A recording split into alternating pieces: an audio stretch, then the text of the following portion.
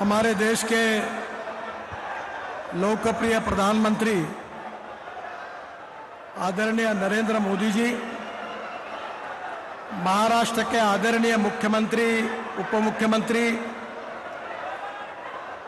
यहाँ उपस्थित आदरणीय रामदास आठवले, प्रफुल्ल पटेल जी, अशोकराव चौहान, हमारे रामटेक लोकसभा क्षेत्र के उम्मीदवार राजू पारवे, भारतीय जनता पार्टी के प्रदेश के अध्यक्ष चंद्रशेखर बावनकुळे, मंच पर उपस्थित सभी सांसदगण, विधायकगण और उपस्थित सभी भाई और बहनों,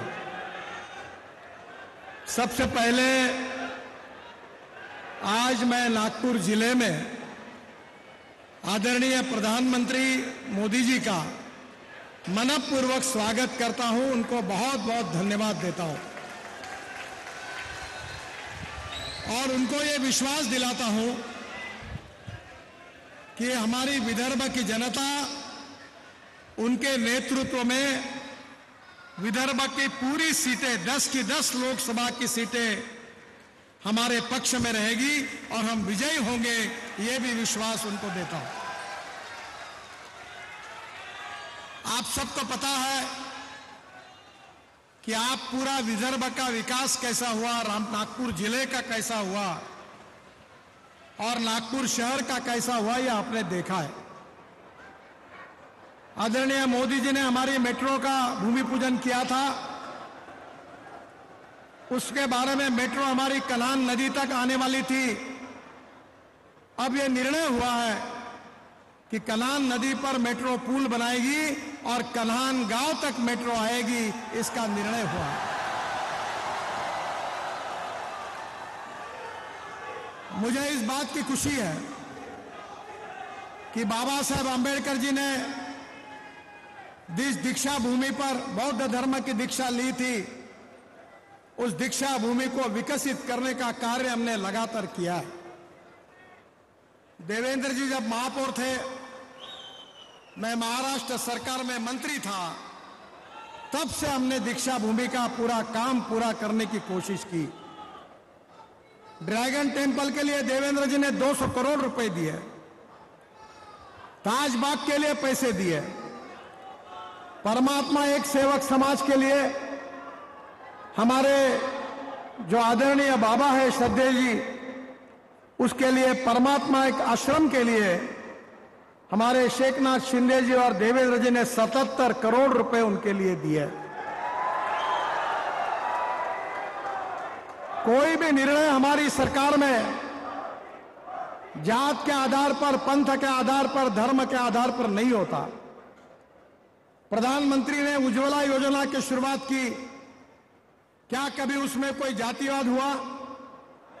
हिंदू, मुसलमान, कोई भी हो, दलित हो, आदिवासी हो, सबको उसका फायदा मिला।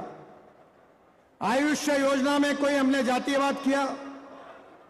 सबका साथ, सबका विकास और सबका प्रयास, इसी तत्व को लेकर हमने कार्य किया है।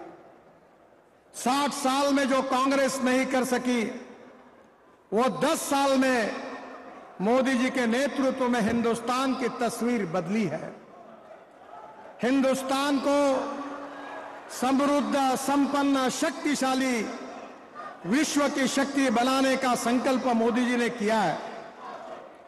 आत्मनिर्भर भारत करने की बात कही है और दुनिया की तीसरी बड़ी अर्थव्यवस्था बनाने का संकल्प किया है।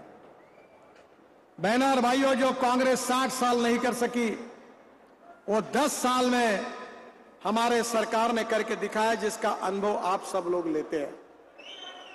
उस कामों के बारे में बोलने की आवश्यकता नहीं है। नागपुर जिला हो, विदर्भ हो, नागपुर शहर हो, हमारे किए हुए काम आपके सामने है। और जब काम के आधार पर हमारे ऊपर कोई टीका टिप्पणी नहीं कर सकते, तो एक फिलॉसफी होती है, एक थ्योरी होती है कि जब कन्विंस करना नहीं होता तो कंफ्यूज करने की कोशिश की जाती है। कांग्रेस के नेता एक ही प्रचार कर रहे हैं कि 400 सीटें मिलेगी तो हम भारत का संविधान बदल देंगे।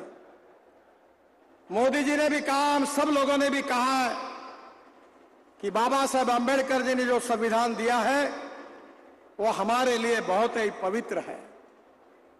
वास्तविक रूप से केशवानंद भारती केस में जब सुप्रीम कोर्ट में केस दायर हुई थी, तब सुप्रीम कोर्ट के 7 जजेस ने, बेंच ने यह निर्णय दिया है कि salient features of the constitution can not be change.